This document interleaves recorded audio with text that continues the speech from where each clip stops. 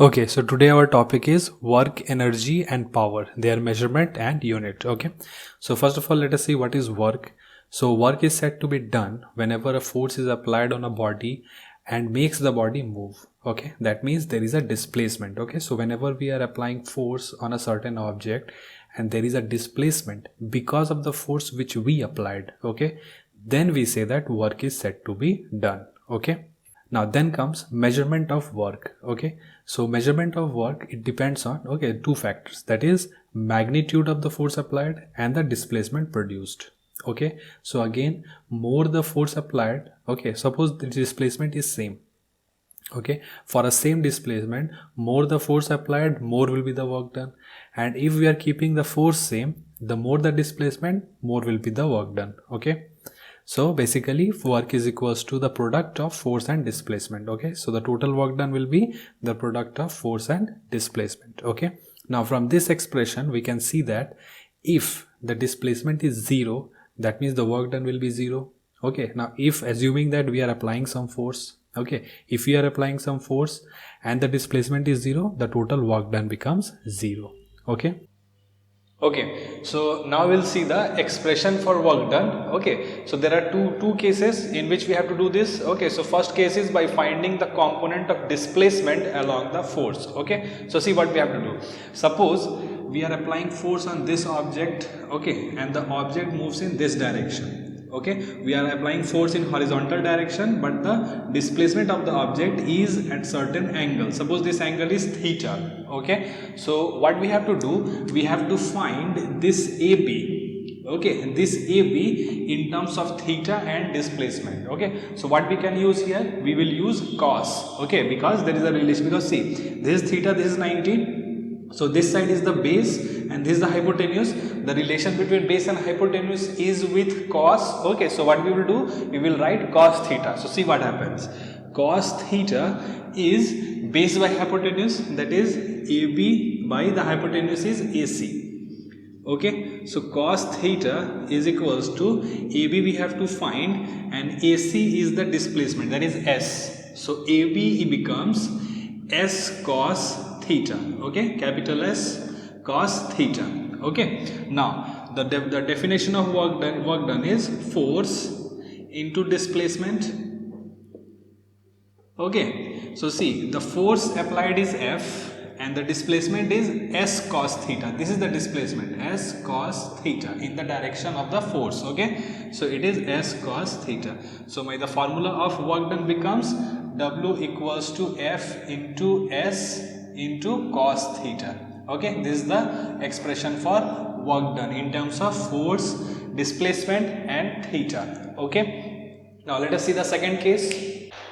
Okay, so our next situation is we have to find the force, okay, the component of force along the displacement. Okay, so earlier what we did, this was the direction of the force, so we took the displacement in the direction of force. Okay, now what we'll do, the direction of displacement is this, in this direction. Okay, the displacement, the object is moving in this direction, we will take the force in this direction. So for that what we will do, we will draw this line backward. Okay, extend this. Okay, and then we have to construct a 90 degree here.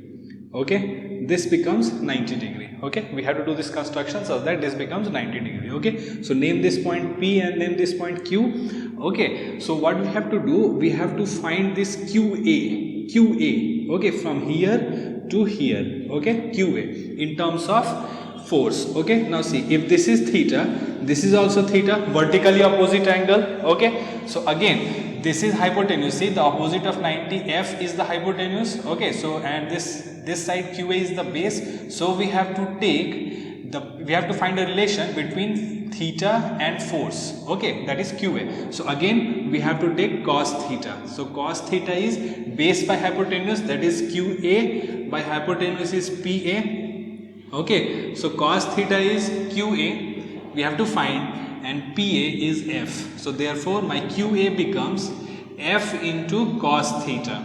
Okay, this is my QA. Okay, so again the definition of work done is force into displacement. Okay, so the force is F cos theta in this case and displacement is S. Okay, so overall again my formula becomes, I can rearrange it. Okay, I can write this formula as, see, I can rearrange this formula and I can write as W equals to F into S into cos theta. Okay, so in both the ways we will get the same formula. Okay, so for now you have to remember the formula of work done is also F into S into cos theta. Okay, now from this expression, that is W equals to Fs cos theta, F into S into cos theta, okay, the work done depends on magnitude of force, the displacement, and also it depends on the cosine of the angle, that means cos of the theta which we have used in this expression. Okay, so we now will see some special cases. Okay, so in the special case, in the first situation we will see that if the displacement and force are in the same direction, okay, in the same direction, then the theta, the angle between the force and displacement will be 0 and cos 0 is 1. Okay, so the expression becomes W equals to F into S into 1. Okay, that means W equals to F into S. Okay, and the work done is positive. Okay, so in daily life where we'll see some examples like this, so whenever an object falls because of gravity, okay, the gravity pulls the object towards its center. Okay, the force of gravity and the direction of the object in which it moves is same, so the work done becomes F into S, okay, that is equals to mgh. Okay, now force is the weight of the object, so weight is m into g, okay, and displacement is the height from which the object falls. Okay, so one more example is there. Okay, suppose we are holding an object and standing. Okay, so by holding the object and standing, okay, the direction in which the force and displacement is there, both are in the same direction. Okay, so the angle between the force and displacement is 0, so the work done is m into g into h. Okay, so the next situation where the work done will be 0 is if the angle between the force and the displacement is 90 degree. Okay, so if the angle is 90 degree, that means cos 90 degree is 0. Okay, so the work done overall becomes 0. Okay, so in daily life where we see these examples, so if a coolie, okay, is holding an object and walking in a straight line, okay, so if the coolie walks in a straight line and he's holding the force, holding any object, okay, so the angle between the force and the displacement is 90 degree. Okay, so mathematically the coolie is not doing any work. Okay, and one more example is there, if an object moves in a circular path. Okay, so if an object is moved in a circular path, okay, the direction in which the object moves is tangent to the direction of the force in which we are applying. Okay, so the angle between force and the displacement is 90 degree, so again cos 90 is 0, so the work done becomes 0. Okay, now we'll see the condition for the work done by a force to be 0. That means a force is there, but what are the situations in which the work done will be 0? So if there is no displacement, okay, so again if there is no displacement, no work will be done, and if the displacement and the force are at right angle, okay, then the work done will be 0. Okay, now the third case we'll see that if theta is 180 degree, that means the direction in which the force is applied and the displacement are at 180 degree to each other. Okay, that means they are simply opposite to each other. So in that situation the work done will become negative because cos of 180 degree is -1. Okay, now this is not there in the syllabus, but again for now memorize this, that is cos 180 degree is -1. Okay, so work done becomes W equals to F into S into cos 180 degree, that is W equals to minus F into S. Okay, so where we see this situation, so if you are throwing an object upwards, okay, so if you throw an object upwards, okay, the gravity is pulling the object towards the center and the object is moving in the opposite direction. Okay, so the work done becomes W equals to minus F into S or W equals to minus M into G into H. Okay, so there are some situations where the negative work done is also there. One more example is there, that is work done by a friction. Okay, so whenever an object moves on any surface, okay, so the friction, okay, it always acts in the direction opposite to the motion of the object. Okay, so the work done by the friction is 0. Okay, now also you have to remember one thing, that is work done is a scalar quantity. Okay, that is also very important, work done is a scalar quantity. Okay, now here you can see that one more thing is given, that is if the force is variable, okay, then we have to find the graph of the force and displacement. Now displacement is always in the x-axis and force is always in the y-axis. Okay, now if force is variable, then we get a slope like this. Okay, now what is the work done then? So we have to find the area of the slope and the x-axis. The area enclosed by the slope and the x-axis will give me the work done. Okay, now this concept applies to another situation where force is uniform. So if the force is uniform, we get a graph like this, and then we have to simply calculate the area of this rectangle. We get the work done. Okay, now next is work done by the force of gravity. Okay, so we already know that work done equals to force into displacement.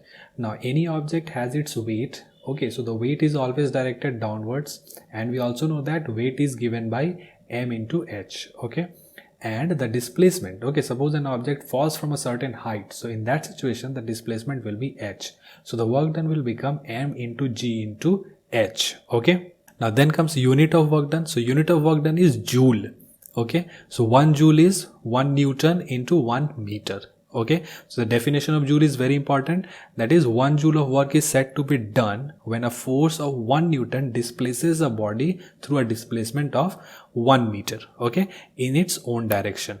Okay, so that is the definition of joule, which is very important. Memorize it. Okay, now joule is the SI unit. Okay, the CGS unit is erg, ERG. Okay, so ERG is also written as 1 dyne into 1 centimeter. So again, the definition of 1 erg is similar to the definition of joule. So 1 erg of work is said to be done when a force of 1 dyne displaces a body through a distance of 1 centimeter in its own direction. Okay, now after that there is a relation between joule and erg. Okay, so 1 joule is 10 to the power 7 erg. Okay, then comes power. Okay, so the definition of power is rate of doing work. Okay, so at what rate we are doing work, that is power.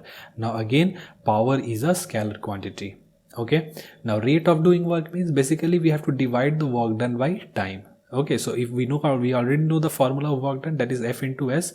So the power is P equals to W by T. Okay, or P equals to F into S by T. Okay, now the power spent by any source depends on the two factors. Okay, the first factor is work done and the second factor is the time. Now again, you can see by this expression, that is power is directly proportional to the work done. So more work done, more the power. Okay, and since power is inversely proportional to the time, that means lesser the time, more will be the power. Okay, now then comes unit of power. Okay, so the unit of power is watt. Okay, so 1 watt is 1 joule by 1 second. Okay, that means we can define 1 watt as if 1 joule of work is done in 1 second, then the power spent is 1 watt. Okay, now then there are some bigger and smaller units of watt.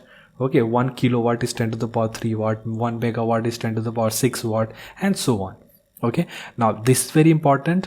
1 watt is equals to 1 joule per second or 10 to the power 7 erg per second. Okay, and then there is a relation of horsepower and watt. Okay, now horsepower is another unit of power. So 1 horsepower is 746 watt. Remember this, very important. 1 horsepower is 746 watt. Okay, and then there is a difference between work done and power. Okay, so go through this, it is important. Okay, all differences are important. Okay, now then comes energy. Okay, so energy is the capacity of doing work. Okay, the ability to do work is called energy. Okay, energy is also scalar quantity. So remember, work, power and energy, all three are scalar quantity. Okay, very, very important. Okay, now then comes SI unit of energy. Now SI unit of energy is also joule. Okay, and CGS unit is again erg. So we already have seen what is the relation between joule and erg. So again, same thing is there. Okay, bigger units are watt hour, okay, and kilowatt hour. Okay, so 1 watt hour, it is important, the expression of 1 watt hour. So 1 watt hour means 1 watt into 1 hour. Okay, so that means if you do the calculation, okay, you have to simply convert 1 hour into second. We get 3600 joule or 3.6 kilojoule. And 1 kilowatt hour is 1 kilowatt into 1 hour. 1 kilowatt means 1000 watt and 1 hour means 3600 second. When you multiply it, you get 3.6 into 10 to the power 6 joule. Okay, very, very important. Okay, now another unit is there, that is electron volt. Okay, so electron volt is equals to charge of an electron into 1 volt. Okay, so charge of an electron is 1.6 into 10 to the power minus 19 coulomb, and then if you multiply it by 1 volt, so we get 1.6 into 10 to the power minus 19 joule. Okay, this is also very important. Okay, so the relation between watt hour and joule, kilowatt hour and joule, electron volt into joule. Okay, these three unit conversions are very, very important. And one more thing is there, that is calorie. Okay, so 1 calorie is equals to 4.18 joule and 1 kilocalorie is 4180 joule. Okay, so all this relation between these two units, okay, watt hour into joule, kilowatt hour into joule, calorie into joule, and electron volt into joule, all these are very, very important. Okay, and the last topic is energy, the difference between energy and power. Go through it. Okay, it's very, very important. Okay, so our next topic is different forms of energy. Okay, so the first type of energy is mechanical energy. Okay, and we will discuss its different form. Okay, so mechanical energy is basically the energy possessed by an object because of its position or motion. Okay, so this type of energy we have already discussed in earlier classes. Okay, so again we'll discuss it here. Okay, then comes potential energy. Okay, so the energy possessed by a body at rest due to its position or size and shape, okay, is called potential energy. Now potential energy is usually denoted by the symbol U. Okay, so we know that whenever an object is placed at a certain height, it will have potential energy, or a stretched spring, or an example of an catapult or bow and arrow. Okay, all these are examples of potential energy. Okay, so basically potential energy is of two types, that is gravitational potential energy and elastic potential energy. So gravitational potential energy is because of the height of an object. Okay, so if the object is at a certain height, okay, so because of the height, the earth is pulling that object towards its center, okay, with the acceleration due to gravity. Okay, so because of that it will have some potential energy. Okay, and the gravitational potential energy is denoted by m into g into h. Okay, and that also happens to be the work done. Okay, so work done is equals to force into displacement. So the force of an object because of its weight is m into g and the displacement is h, so the overall work done becomes mgh, or this is also the expression of potential energy. Okay, that is mgh. Okay, and then comes elastic potential energy. So elastic potential energy is basically because of the stretching or deformation. Okay, so in the example of an catapult, okay, so what we do, we stretch that rubber. Okay, in an example of a spring, okay, so whenever we press the spring, it gets compressed, the shape gets deformed, and potential energy gets stored. Okay, so this is an example of elastic potential energy. Okay, now then comes kinetic energy. Okay, so the kinetic energy is basically the energy possessed by a body because of its motion. Okay, so whenever an object moves, it will have kinetic energy. Okay, then comes expression for kinetic energy. Okay, so now see what we will do here. Okay, first of all we will assume a situation in which there is a opposing force, okay, and we are stopping some object. Okay, an object is moving and we are applying a force, okay, negative force, opposite direction, and then we are stopping that object. Okay, so in that situation the kinetic energy is the work done by the retarding force. Okay, the force which is causing the object to slow down and eventually stop. Okay, retarding force. Okay, that means the kinetic energy is its expression becomes retarding force into displacement. Okay, force into displacement. So here the force is retarding force into displacement. Okay, that means I can write kinetic energy is the product of force and displacement. Okay, up to here is okay, no problem. Now see, now what we will do, now we will assume the initial velocity as v. Okay, normally we assume initial velocity as u, but in this case situation, okay, we will assume the initial velocity as v. Okay, and because the object finally stops, okay, that means the final velocity is 0, okay, meter per second. Okay, now because it is a retarding force, so the retardation, the acceleration is negative acceleration. Okay, there is a retardation. Okay, negative acceleration slows down and eventually stops. Okay, so the acceleration is minus a meter per second. Okay, now we will use this information in this formula. Okay, so from the equation of motion we know that v square equals to u square plus 2as.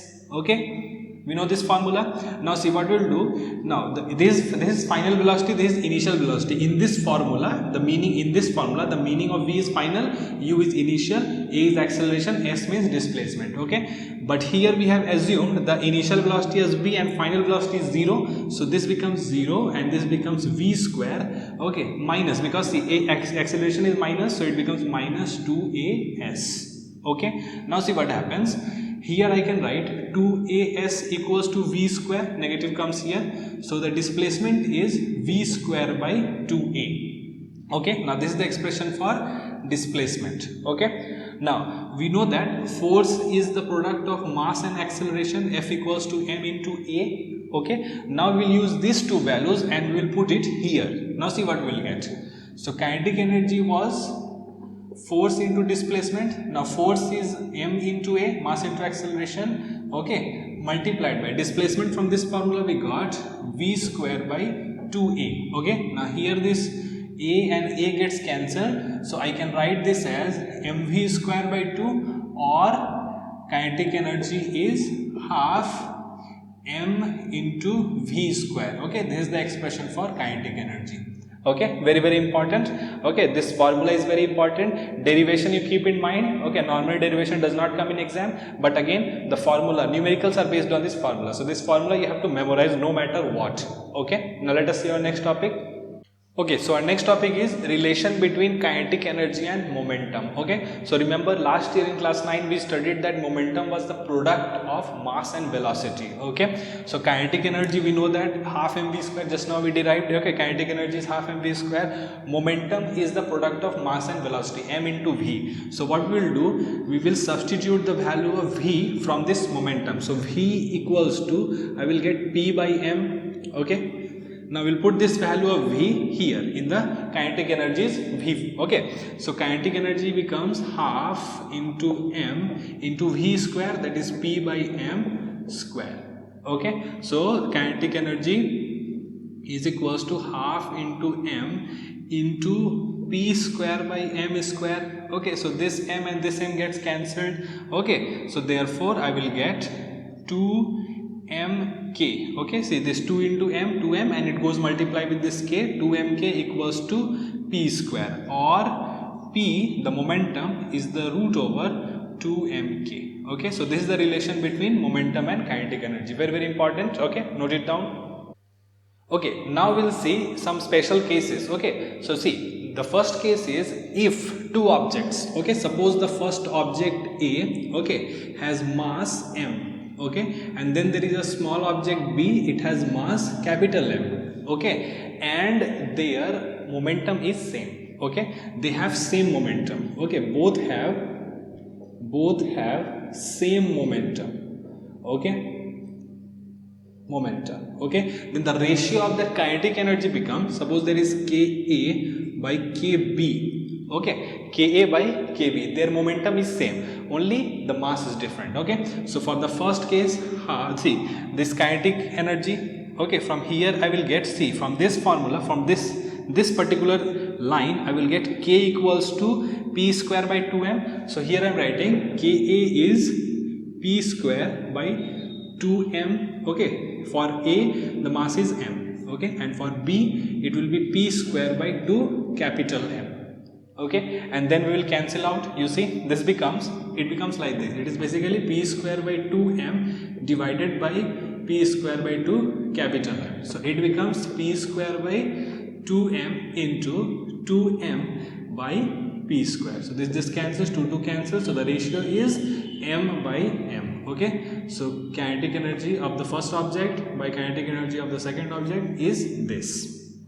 Okay, similarly, suppose same situation. Okay, these two have same mass. Okay, object A has mass m and object B has the mass capital M. Now the second situation, both have same kinetic energy. Okay, so what will be the ratio of the momentum? So from here you can see this momentum is P equals to root over 2 mk. So here the momentum of the first object by momentum of the second object B is root over, for the first object it is 2 mk and for the second object it is 2 capital M k. Okay, and then we will divide it. See, this 2 and k cancel, it becomes root over m by capital M by small m. Okay, so this is the ratio, this is the relation. Okay, then comes work energy theorem. So according to this theorem, the increase in kinetic energy of a moving body is equal to the work done by the force acting in the direction of the moving body. Okay, its proof I will discuss in it a video. Okay, observe it and it is very important. Okay, so then comes the proof of work energy theorem. Okay, so what is work energy theorem? That is, work done on a body is equals to increase in kinetic energy. Okay, now in this situation, for this proof, what we will do, we will take an object moving in such a way that its velocity is increasing. Okay, so the initial velocity will take as u, okay, final velocity will take as v, and acceleration will take as a, because in this situation the speed, the velocity is increasing. Okay, so positive acceleration. Then again we'll use this formula, v square equals to u square plus 2as. Okay, and then see what happens. Okay, so all the symbols have their usual meaning: final velocity, initial velocity, acceleration and displacement. Okay, so v square minus u square by 2a is the displacement s. Okay, and then we'll put this formula here, that is work done is equals to force into displacement. Okay, so force was mass into acceleration, okay, multiplied by displacement, we got this one, that is v square minus u square by 2a. Okay, now when we multiply, see this a and a cancels. Okay, so we get half, and we multiply this by m, so half mv square minus half m u square. Okay, now see, this is the formula for kinetic energy, this is the formula for kinetic energy. Okay, so in short what we will write, this is, because here we have v, so I'll write this is the final kf, final kinetic energy, minus here there is u, so it is initial kinetic energy. Okay, so this proves my work energy theorem, increase in kinetic energy, final minus initial. Okay, so work done is equals to increase in the kinetic energy. Okay, so this was my proof of work energy theorem. Okay, then comes different forms of kinetic energy. So the first type of kinetic energy is translational kinetic energy. So if the object is moving in a straight path, the energy possessed in that object will be translational kinetic energy. Okay, so example is a car moving in a straight path, freely falling object. Okay, all these are example of translational kinetic energy. Then comes rotational kinetic energy. So when an object rotates on its axis, okay, the kinetic energy possessed is rotational kinetic energy. Example is a spinning top, a fan. Okay, all these are example of rotational kinetic energy. And then comes vibrational kinetic energy. So vibrational kinetic energy is the energy possessed in an object because of its vibration. Okay, for example, the strings of a guitar, okay, whenever it is struck, it vibrates in its main position. Okay, now then there is a difference between potential energy and kinetic energy. Okay, go through it, it's important. Okay, so the next topic is conversion of potential energy into kinetic energy. So there are various examples you can think of. Okay, one of the example is in the example of bow and arrow. So whenever we are stretching the string of the bow, okay, the potential energy, there is an elastic potential energy getting stored in that bow. Okay, and whenever we are releasing it, the arrow, okay, the bow transfers the energy into the arrow and the arrow starts moving. Okay, so there is a conversion of potential energy into kinetic energy. Also we can think of a example of a spring. So whenever we compress the spring, okay, so because of compression there is elastic potential energy, and whenever we are releasing the spring, there is a conversion of kinetic into potential energy. Okay, then the next topic is different forms of energy. Okay, so different forms of energy: solar energy, heat energy, light energy, chemical energy, hydro energy, electrical energy, nuclear energy, geothermal energy, wind energy, sound energy, okay, and so on. There are many types, so like 12 types of examples, 12 types of energy they have discussed here. Okay, so there is not much to explain here. You go through this types of energy. If you have any problem, then ask. Okay, we will discuss this topic, that is conversion of one form of energy into another form of energy. Okay, this is very important, it comes in exam. Okay, so you can think of an example like whenever we light an electric bulb, so electrical energy is converting into light energy. Okay, whenever you are playing a music system. Okay, so electrical energy is converting into vibrational energy, sound energy. Okay, so similarly there are many examples. Okay, so normally in questions situation will be given, and then we have to identify the types of conversion, energy conversion. Okay, so this is like a thinking question. Okay, so think and try to answer. Okay, so go through all these types of energy conversion. Okay, if you have any doubt anywhere, you can ask. Okay, so our last topic is principle of conservation of energy. So according to principle of conversion of energy, energy can neither be created nor be destroyed. It only changes from one form to another form. Okay, so one such example we will discuss in the video. Okay, so next topic is theoretical verification of the sum of kinetic and potential energy will be constant for a freely falling object. Okay, so for a freely falling object, the sum of kinetic energy and potential energy at any point is constant. That we have to verify theoretically. Okay, so see, here we have taken an object, okay, at point A. Okay, this is the initial, okay, this is the starting position of this object. Okay, and somewhere in the middle, okay, we have taken the position as B, and final position is C when it touches the ground. Okay, the total height we have taken as H. Okay, the total height is H. Okay, and the distance traveled from A to B, okay, this distance we have taken as X. Okay, so if total height is X, if the total height is H and this is X, so the remaining distance becomes H minus X. Okay, now see, so at point A, what will be the kinetic energy, what will be the potential energy? Now at point A, because the object has not started moving at all, it is just here, okay, at this point, and this is the starting position. So here the object is not moving at all, so the kinetic energy becomes 0. Okay, and potential energy, okay, U is M into G into H. Okay, M into G into H. Now if I add, so I get how much? Kinetic plus potential is 0 plus mgh, that is mgh. Okay, now at point B,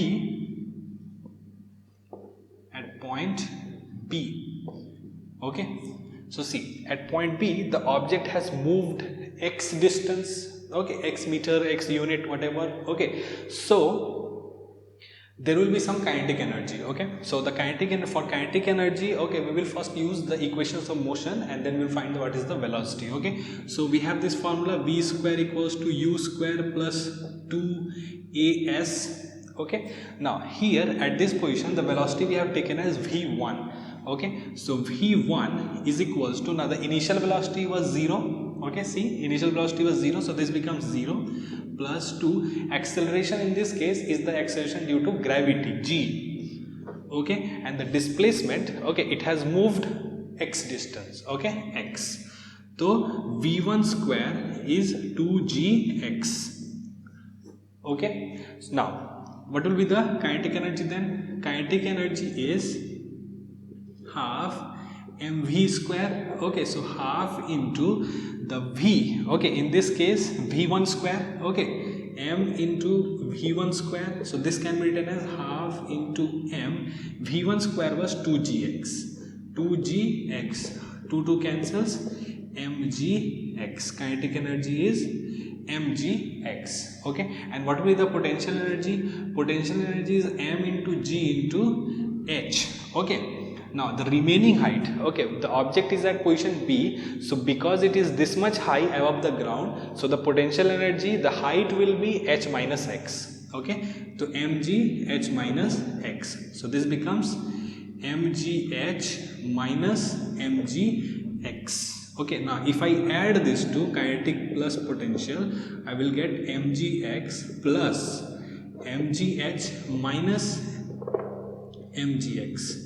Okay, so mgx cancelled, final answer mgh. So again we got the sum of kinetic and potential as m into g into h. Okay, just like we got it here. Okay, that is kinetic plus potential was m into g into h. Okay, are you getting it? Now note it down. Okay, now we will see what will be the sum of kinetic energy and potential energy at position C. Okay. Okay, now we'll see what will happen. Okay, what will be the sum of kinetic and potential energy when the object is at point C. Okay, so again, the kinetic energy formula is half mv square. Okay, now again we will use the equations of motion to find the value of v. Okay, now see, here we have taken the final velocity as v, so we have this formula v square equals to u square plus 2as. Now again, the final velocity in this point C is v only, and initial velocity we will take it from a. Okay, because the object originally started from this a point. Okay, so initial velocity will be 0 plus 2g, and displacement will be the total displacement from here to here, h. Okay, so v square is equals to 2g h. Okay, and then the kinetic energy becomes half into m into 2gh. Okay, because v square is 2gh, 2 cancels, which is equals to mgh. Okay, kinetic energy is m into g into h. Okay, and then again the potential energy, because the object has come to rest. Okay, now it is resting on the floor, so there is no potential energy is 0. So again, the sum of kinetic and potential is mgh plus 0, that is mgh. Okay, so finally we got kinetic energy plus potential energy is mgh. Okay, so at point A also the sum of kinetic and potential was mgh, at point B the sum of kinetic and potential was mgh, at point C the sum of kinetic and potential is mgh. Okay, so this proves the law of conservation of energy. Okay, that is total energy is always conserved for a freely falling object. Okay, so copy it down, very important. Okay, it comes in exam. Okay, now you can see in this graph, okay, this is the graph of energy and height. Okay, so as the height increases, the potential energy increases, and as the height reduces, the kinetic energy also reduces. So this is the graph, okay, which you can see here. Okay, go through it, it's important. Okay, then comes this application of principle of conservation of energy in a simple pendulum. Okay, so you see this simple pendulum. Okay, so 3 positions are marked here, A, B and C. A is the initial position, okay, that is the resting position of this pendulum. So what we'll do, we'll take this pendulum from A to the position B. So whenever we are taking it to position B, there is a potential energy because the height of the bob has increased. Okay, so here they have taken the height as h, so the potential energy becomes m into g into h. Okay, and at position B we are simply holding the pendulum. Okay, so because we are holding it, the object is not moving, so kinetic energy becomes 0. Okay, and then what we'll do, we will release it. Okay, now you can observe here at position B the sum of potential energy and kinetic energy is m into g into h. Okay, mgh plus 0 is mgh. Okay, now when we are releasing this pendulum from position B, okay, and it starts moving. Okay, so when it comes to position A, so A was the, like, it is the lowest position the bob can get. Okay, so the height is 0 in this point. Okay, so the potential energy is 0, and because the object has already started moving, so it will have some kinetic energy, and that will be equals to m into g into h. Okay, and then again the sum of kinetic and potential will become m into g into h. Okay, now because the object was already moving, so the motion, okay, the momentum of the pendulum, it will carry it to position C. Now once it reaches C, now it cannot go further. Okay, so at that position the kinetic energy becomes 0, and again because the height has increased up to h, okay, the potential energy becomes m into g into h, and again the sum of kinetic and potential becomes m into g into h. Okay, one more thing you have to be careful here, that all these experiments are done in vacuum. Okay, now that is this about this chapter. Whatever numericals are there, you practice the numericals. If you have any doubt, ask. Okay.